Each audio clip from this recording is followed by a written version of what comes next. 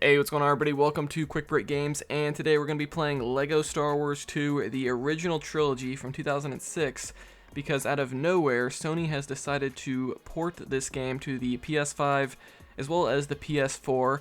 But what's interesting about this is that they ported the PSP version of the game, the PlayStation Portable version, out of nowhere. So the first couple minutes or so of this video, we're going to be doing kind of a comparison of this new PS5 port of the PSP version with the actual PSP version running on a PSP, because you're going to see the difference is quite staggering. So this is the Mos Eisley Cantina here running on the new PS5 port. If you want to buy this port yourself, it's available for about $15 here in the US. You can just download it. Pretty awesome. That's what I did. And here is the native PSP version that I captured a couple years ago for a video on my channel. You can watch the full video if you just search up PSP on my channel.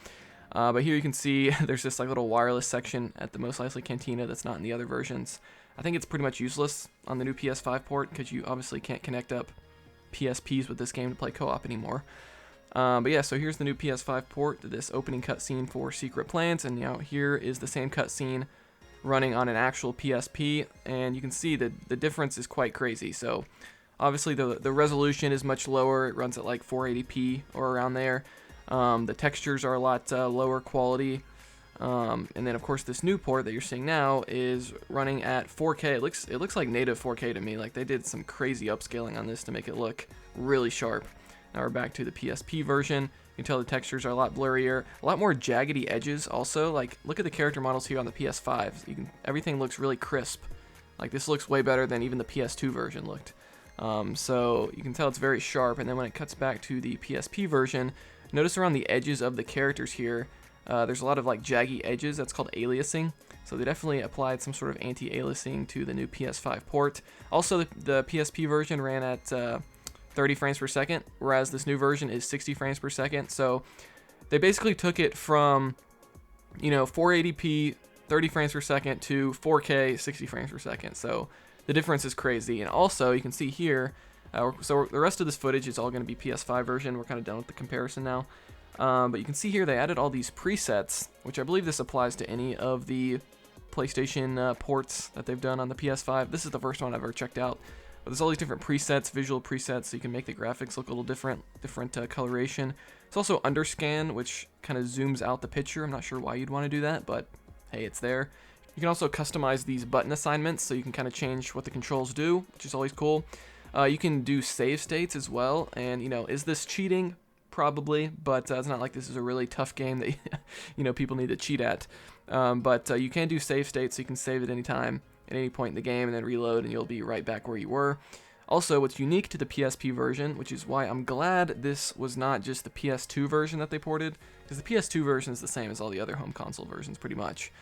So I'm glad they did the PSP because you've got this unique area here. So there's no bounty hunter missions in this version, but if you go to the Jabba the Hutt door, I'm not sure why it's even a Jabba the Hutt door, because this has nothing to do with Jabba the Hutt, but there's going to be 3 doors here, and it allows you to play the last level of the original Lego Star Wars game. So Lego Star Wars, the video game, 2005, for whatever reason, on the PSP version here, they threw in the last levels of each of the trilogies, so you can play the Darth Maul level, the Count Dooku level, and the Darth Vader level. And they play exactly like they did in the original Lego Star Wars, pretty much. So you can play them in story mode, and then you can play them in free play mode. There's really no point in playing them in free play mode, from what I can tell, because there's no collectibles. Like, they didn't throw in mini kits or true Jedi status in any of these levels, so just kind of playing them for fun, and you unlock some of the prequel characters by playing these levels. So here you can also see another new feature here is the ability to rewind. So here you can see I lost a bunch of studs, so then I can just rewind just a little bit, and now I'm back right before I lost the studs. So again, is that cheating? Probably yes, but hey, it's pretty cool to use in case you lost a bunch of studs and you want to get them back. Here in the Count Dooku level, look at this. I actually get True Jedi status, so if you get through the True Jedi threshold, it actually still pops up and says True Jedi, even though there is no True Jedi bar in this level. There's nothing that signifies there's a True Jedi bar, in the menus or anything like that. So it's kind of interesting how when you get a certain amount of studs in each of these levels, it still says True Jedi across the screen. I just thought that was kind of cool. But here is the Darth Vader level, and yeah, the gameplay is pretty much going to end after this. But yeah, guys, this was just a quick look here at the PSP version of Lego Star Wars 2 now running on a PS5 and 4K 60 frames per second. Really cool. So this is like now the definitive way to play this version by far. So I'm really excited that they do this. I hope they add more PSP versions, honestly. I hope we see Lego Indiana Jones and Lego Batman 1. I think that'd be really cool. But yeah, guys, let me know what you think of this gameplay. Let me know what you think of the PSP version now running on PS5. Go check it out. I definitely recommend it. It's $15, so it's not going to break the bank. But anyway, if you like this video, give it a like. Dislike it if not. Subscribe for more content like this. I'll see you guys next time here on Quick Break Games.